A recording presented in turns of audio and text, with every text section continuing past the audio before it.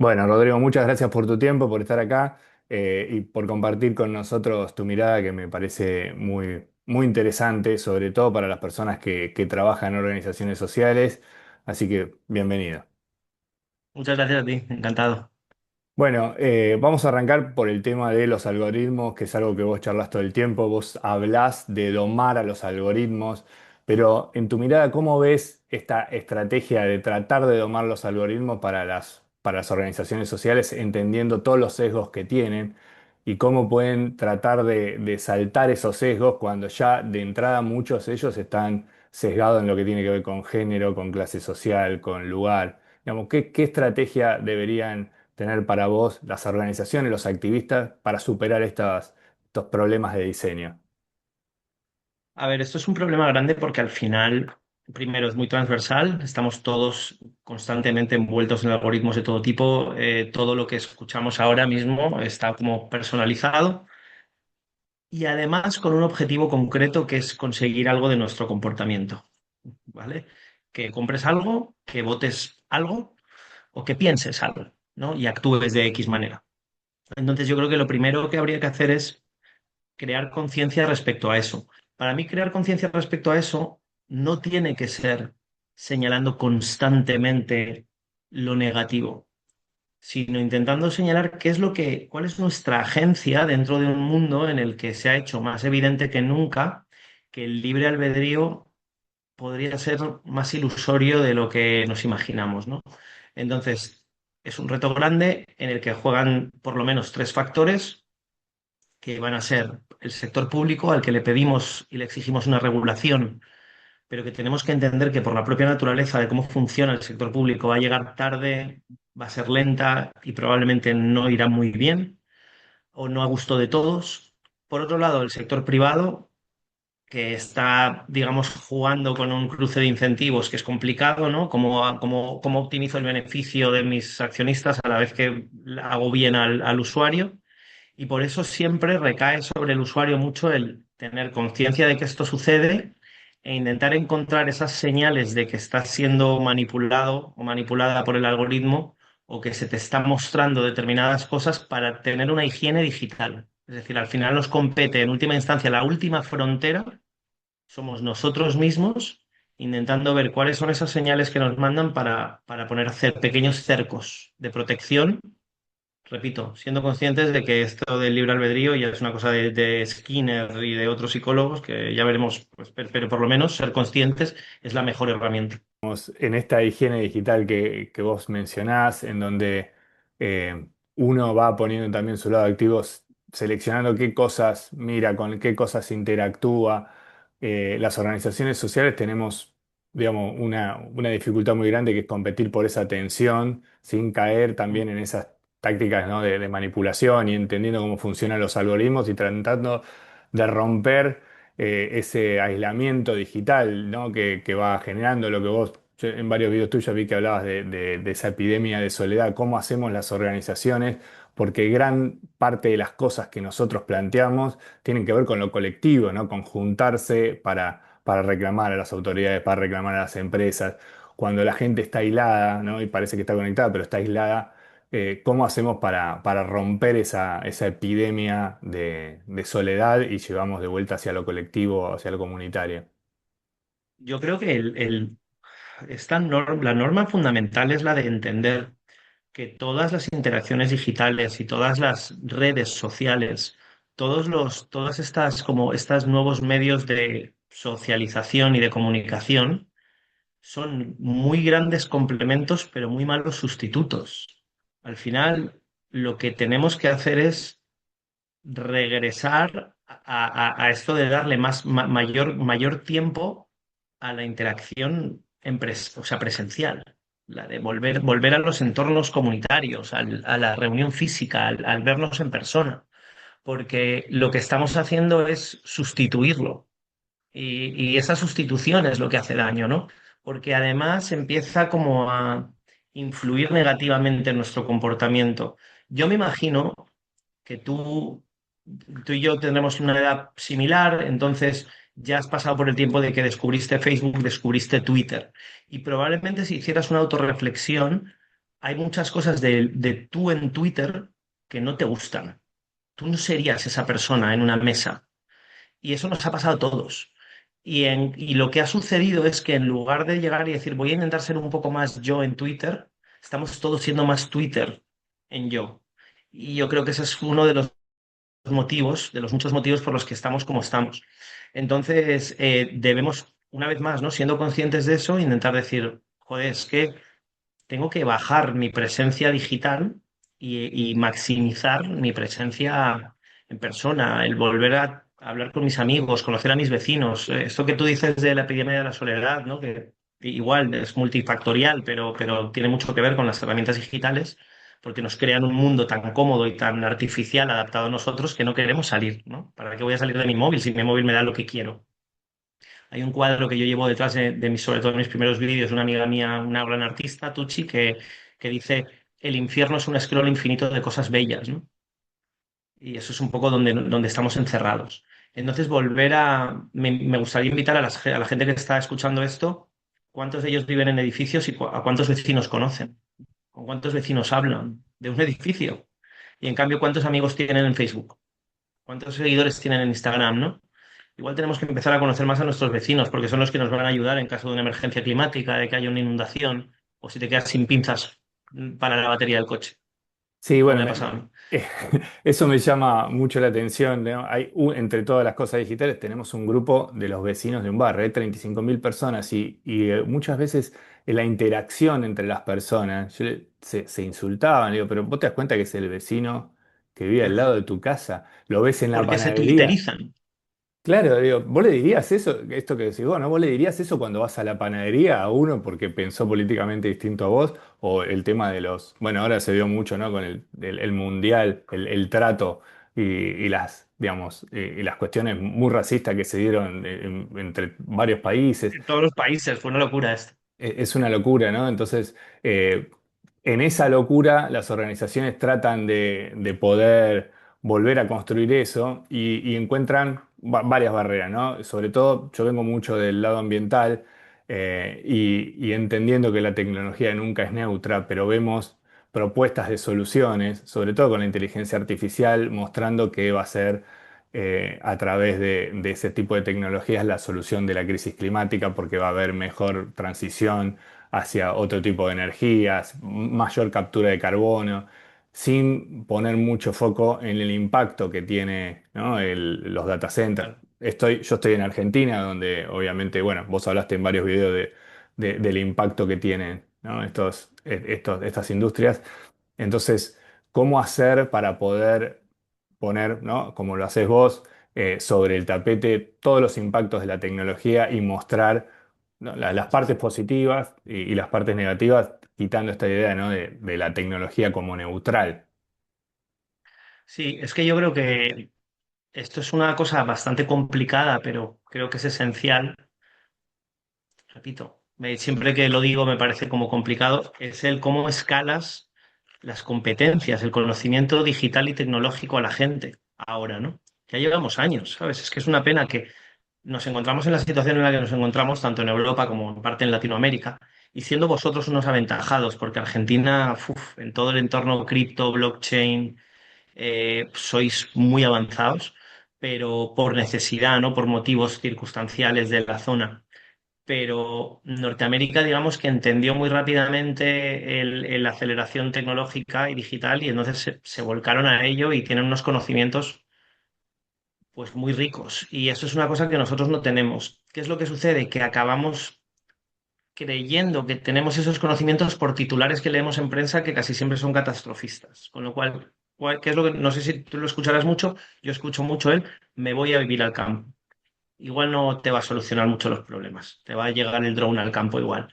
Es más, cómo empiezas a comprender la tecnología que tenemos, que joder, bien utilizada, con perdón, es fantástica y te puede solucionar problemas muy grandes, pero siendo conscientes de que hay que saber usarla y ponerla en práctica y hay que saber en qué posición ponemos a las personas que la poseen y por qué la poseen, ¿no? Y por qué, es decir, por qué de pronto y esto ya es una conversación más larga y que toca otro tema, pero ¿por qué OpenAI tiene el derecho a cobrarme una suscripción si lo que está utilizando es el conocimiento conjunto de toda la historia de la humanidad, ¿no? Yo no he firmado tú ahora mismo a OpenAI le dices que diga qué piensa Rodrigo Taramona del cambio climático y la respuesta no será muy alejada de la que te puedo dar yo.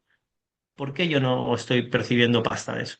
¿Por qué no estamos todos recibiendo dinero de que todos nuestros datos son los que han enriquecido a Facebook, ¿no? Y nos los han extraído, se han enriquecido. Entonces, ahí es donde tendríamos que empezar a hablar, a plantear el que si no fuéramos tan, tan desconocedores de las tecnologías, las utilizaríamos mejor. En cambio, lo que estamos diciendo es, mira, yo quiero usar algo que sea sencillito, que sea gratis, no me tengo que preocupar mucho de entenderlo y a cambio doy mis datos, mis conocimientos, doy todo. Y eso es el pacto que yo creo que las grandes tecnológicas y los oligarcas tecnológicos han encontrado para decir, perfecto, porque la gente es capaz de dar todo a cambio de comodidad, de poco esfuerzo. Sí, Y incluso ese, cuando presentan a los que tienen una mirada distinta, por ejemplo, todos los autores que hicieron reclamos de propiedad intelectual contra las plataformas, los presentan como si fueran luditas que quieren destruir la sí, tecnología en vez de reclamar lo que les corresponde, ¿no? Esto es decir, bueno, hacerle el ejercicio, bueno, este es mi cuento, entonces ahora hacémelo como si fueras Borges, como si fueras Hemingway, y lo escribe o mucho mejor que lo escribí yo y con esos estilos, claro. ¿no? Pero entiendo que no perciben nada, pero esa presentación de los que tienen una mirada crítica es bastante compleja. Lo mismo que los que quieren establecer criterios de verdad. Bueno, vos sos embajador de la Unión Europea en temas de conocimiento digital, trabajás también con varias plataformas de fact-checking.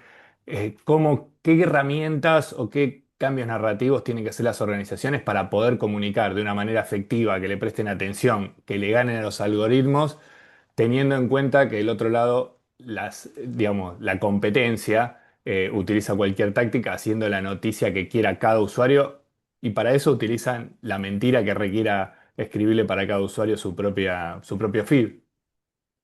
Ahí te encuentras todo el rato, ¿no? En ese pacto en el que dices hasta dónde voy. Yo siempre decía, cuando yo arrancaba, que sobre todo el contenido que hacía tenía más que ver con esto de la higiene digital y con el cuidado de nuestra atención. Yo decía que yo utilizaba todos los trucos del manual oscuro para intentar que la gente use lo bueno, ¿no? Entonces siempre piensas como tienes que usar ese gancho para arrancar el vídeo, tienes que arrancar. Y sin embargo, tengo que decir que creo que eso primero, afortunadamente son tendencias que van cambiando, ya no te hace falta tanto. Yo luego nunca he trabajado tanto en el gancho como en una pregunta que realmente me parece que era importante. Creo que si devuelves valor, creo que si tú estás, pero sí entendiendo muy bien, es decir, no traicionas tus principios, ¿no? ¿Cuál es mi principio, por ejemplo, en la creación de contenido? Aportar valor, darte algo que de verdad haya merecido esos X minutos que hayas pasado viéndome, ¿no? Que te den siempre hablo del concepto de verduras con sabor a caramelo, ¿no? Pero que sea entretenido y que respete esos códigos necesarios para que la gente se enganche a tu contenido. Y no hace falta usar la mentira para eso, pero sí hace falta usar las ficciones. La ficción es históricamente, ancestralmente, diría antropológica y biológicamente, aquello para lo que los humanos hemos sido diseñados y en lo que y en lo que caemos y lo que amamos, todos son ficciones.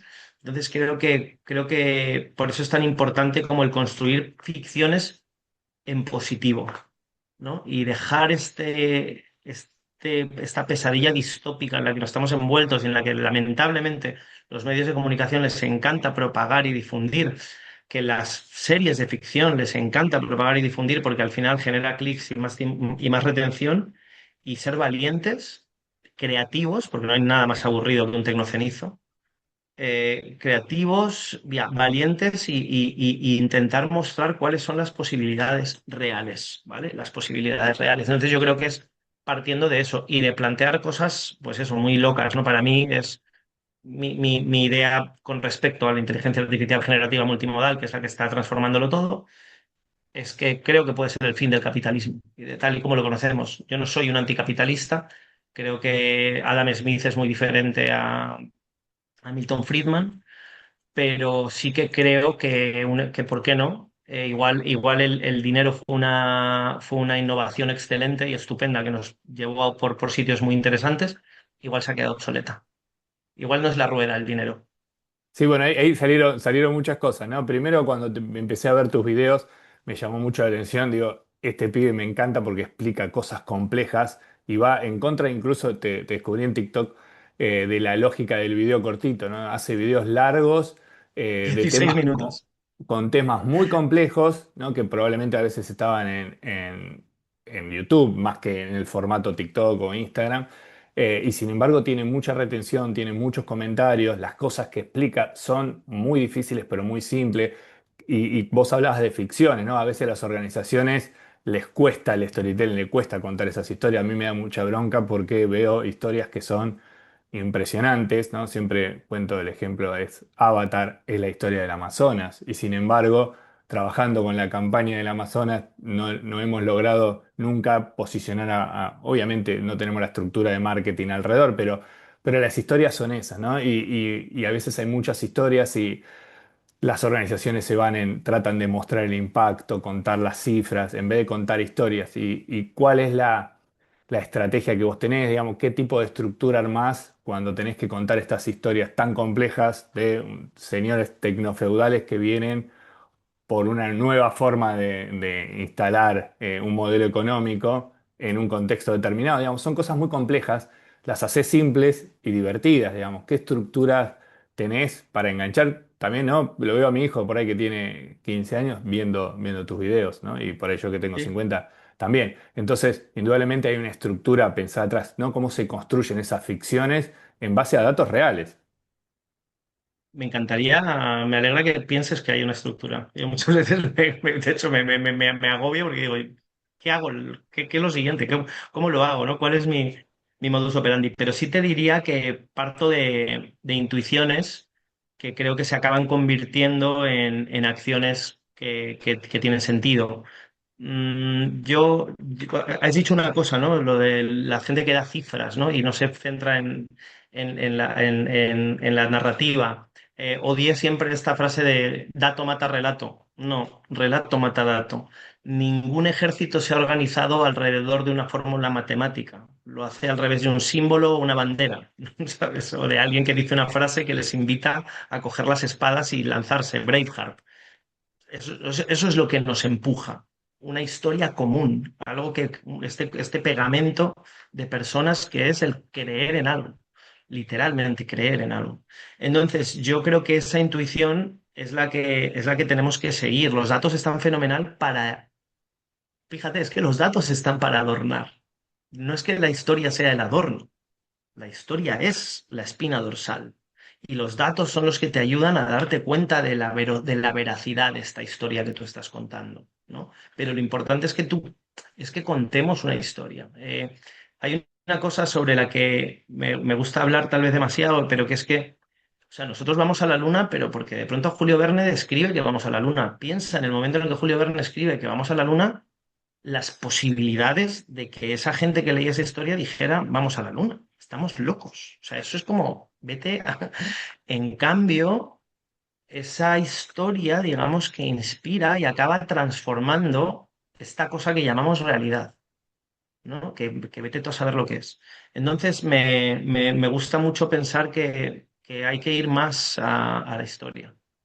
Y entonces tenemos que pensar de la ficción, digamos, de las expectativas, historias mejores, digamos, deseos mejores para que después desde la tecnología podamos concretarlo en vez de pensar esos escenarios totalmente distópicos, empezar a pensar escenarios más utópicos para que podamos ir hacia ese lado, como fue un día y dice, bueno, vamos a ir a la luna y hubo una carrera para llegar a la luna que parece una locura. Todavía dentro del mundo de Internet hay gente que no solo que cree que la Tierra es plana o que el cambio climático no existe, sino que los humanos no llegaron a la Luna, ¿no? Y se construyen esa narrativa. ¿Qué tipo de historias nos tenemos que contar, ¿no? Las historias más oscuras de lo que va a pasar hacia adelante o empezar a, ¿no?, incorporar otro tipo de historias, no sé, como las de Asimov, pensando las leyes de la robótica para ordenar este futuro que se nos viene. Es que justo, ¿no? Acabas de poner el ejemplo de Asimov. Mira cuánto ha cambiado la ciencia ficción desde entonces hasta ahora, que ahora toda es distópica. ¿Por qué? Porque se centra en lo que existe. Asimov pensaba en lo que podía ser. Y ese cambio, el que nosotros seamos ahora mismo una sociedad tan estrecha de miras, que se ciña exclusivamente a lo que considera la verdad, hace que no podamos imaginar futuros posibles porque todo lo que vemos es tan triste que a quién se le ocurre ser tan ingenuo de pensar que el mundo puede ir a mejor, ¿no? Es casi te dan una bofetada, por decirlo. En cambio, Asimov hablaba sobre cosas que estaban todavía en desarrollo. Y luego, por otro lado, cuando dices lo de los terraplanistas, ¿qué es lo que hace que una persona, contra todos los datos factuales y la evidencia empírica de que tú te subes un avión y das la vuelta al mundo, creas que la Tierra es plana? Es que es una buena historia adornada con unos cuantos datos elegidos como cherry picking, que se dice, pero es que es una buena historia. Entonces yo entiendo que esa gente quiere creer en esa historia y esa es la razón por la que puedes conseguir que alguien sea terraplanista.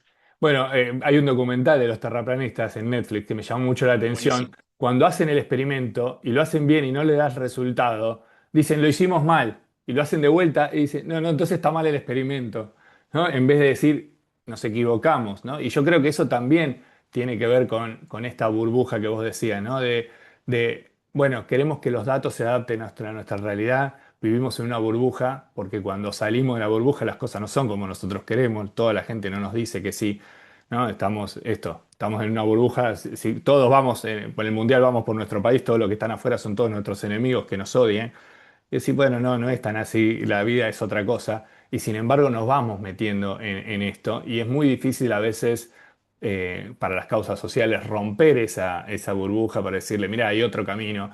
Incluso a veces se refuerza porque las campañas que hablan de lo negativo muchas veces funcionan mejor que las que presentan un espacio, digamos, un escenario positivo, ¿no? Es decir, bueno, no destruyan el Amazonas, es más fácil decir, vamos a construir un modelo de agroecología, de inclusión. Eh, ¿cómo ves ese tipo de historias? ¿Cómo construís esa historia de lo positivo y que sea atrayente para los algoritmos y para la gente que los va eligiendo? Yo creo que una vez más, de esa manera, ¿no? Intentando construir sobre una intuición de algo que crees que puede ser, que es lo que te gustaría que fuera, ¿no? Y a partir de ahí intentando ver cuáles son esos cómo asfaltas esa idea, ¿no? Sobre qué stepping stones vas construyendo esto que tú crees que te gustaría que fuera. ¿Qué es lo que sucede? Que funciona también la crítica destructiva y digamos como el relato dramático, que si cuentas eso, mucha gente preferirá levantarse. A mí, yo siempre lo he dicho, ¿no? Hasta que no empecé a colaborar con la Unión Europea y con la OTAN, nunca he tenido mucho hater, nunca hubo mucha gente que me tirara. Pero, pero cuando yo pintaba un escenario posibilista, siempre hay alguien que es como que no quiere. Es como este amigo que sabes que todo le va mal y cuando le intentas explicar por qué, cómo puede salir en el fondo no quiere porque casi de alguna manera su identidad se ha construido sobre su malestar y Claro. sobre su victimismo. Entonces yo creo que es verdad que igual hemos pasado, y esto ya puede tener que ver con la cultura, una vez más no está basado en datos, pero está basado en una intuición o en una percepción, que igual es que hemos creado una cultura en la que hemos pasado de la figura del héroe a la figura de la víctima como héroe.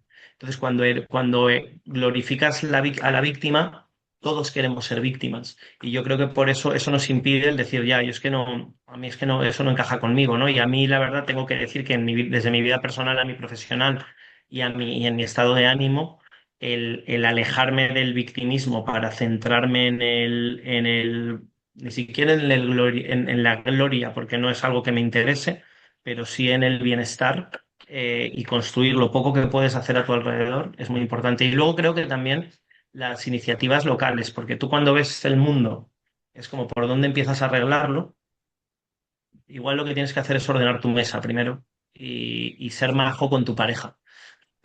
¿Sabes? Y cuando seas majo con tu pareja, contigo mismo, con tus amigos, llames a tu madre una vez a la semana, por lo menos, y, y ya veremos qué puedes hacer por el mundo. Excelente. Bueno, y estando en Argentina, no puedo dejar de preguntarte cómo ves esta alfombra roja que le está poniendo mi país a todos estos señores tecnofeudales. Lo analizaste en varios videos, me gustaría que nos cuentes tu mirada y que me des un poco de optimismo de ese que estás irradiando. sobre lo que nos espera si esto progresa. Mira, te voy a decir que lo que más, o sea, digamos como esta cosita, este optimismo que puedo rescatar, lo rescato de, en el fondo, no conocer personalmente a alguien como Peter Thiel, que entiendo que ya se ha convertido en una conversación casi del Uber, ¿no? En Buenos Aires, por lo Sí, menos, es como se habla sobre Peter Thiel en los taxis. sí, sí. Tengo muchas ganas de viajar, de hecho, a Argentina para estar más cerca de esto. Yo no le conozco y es un tipo que siendo, yo digo que es mi imperio romano desde hace como 15 años, no sé si 15 pero 10 años fácil. Peter Thiel es para mí ese villano de Bond, yo le llamaba, mi mujer te lo podría decir, desde hace años que nunca sabes dónde va a llegar, ¿no? Y es hace definitivamente más de 10 porque fue antes de que él se presentara a lo de Trump, es hace 15 años fácilmente. Pero ese tío es brillante. Y la razón por la que a mí me ha fascinado siempre Peter Thiel es porque su inteligencia me parece asombrosa, maravillosa, alienígena. Entonces hay algo en mí que dice, hey, igual es que el plan es, igual no estás viendo, sabes como los creyentes de Trump que dicen es que juega Five Dimensional Chess, ¿no? A ajedrez de 5 dimensiones. No me lo creo con Trump.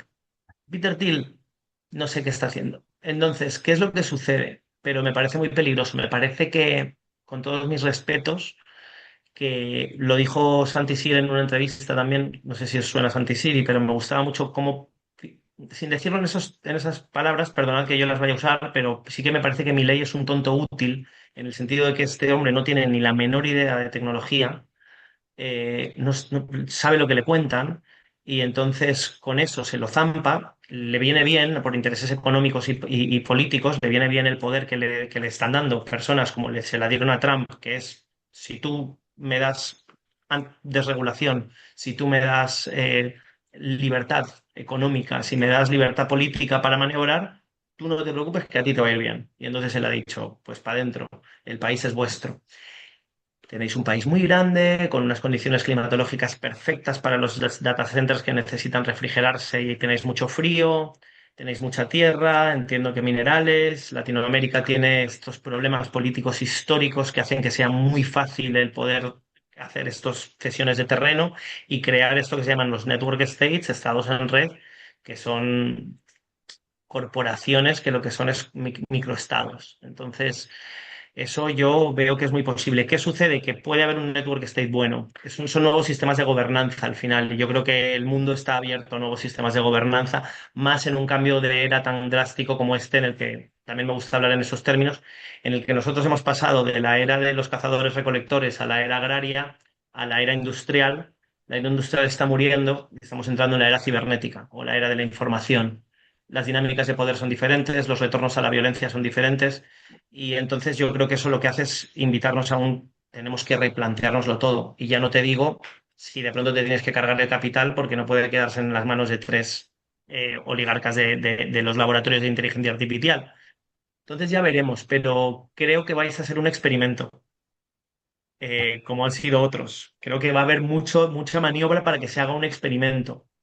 Por otro lado, es que yo qué sé, tío, es como, es como no sé hasta qué punto, ¿no? Viéndola desde lejos me parece la historia de Argentina, la del probar cosas para ver, ¿no? Pero como te digo, teniendo gente que luego se vuelca, o sea, en cripto sois increíbles, en blockchain sois increíbles, hay mucha gente de tecnología que admiro, Wences Casares, Santi Siri, gente brillante.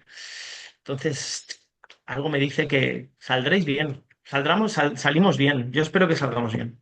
Bueno, muchísimas gracias Rodrigo por tu tiempo, por tus reflexiones y por poner un poco de optimismo. A veces pues, que siendo ratitas vemos que por ahí bueno, nos llevan por un laberinto que no nos gusta tanto. Muchísimas gracias. Gracias a ti, encantado, Hernán.